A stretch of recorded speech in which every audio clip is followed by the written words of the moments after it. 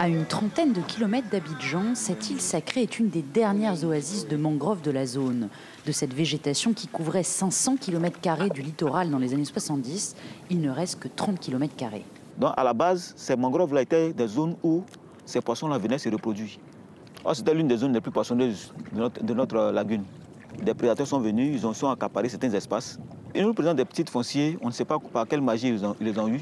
L'administration nous a dit qu'elle n'a produit aucun document qui permet aux gens de détruire la mangrove.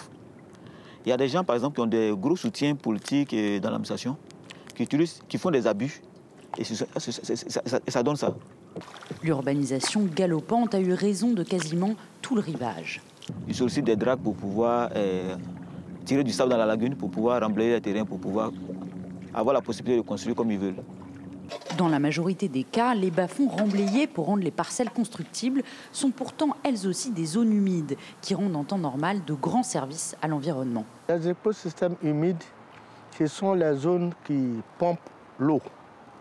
Quand il y a une grande pluie, ça stagne l'eau et ça permet l'infiltration dans la nappe phréatique, une infiltration lente. Ça conserve l'eau.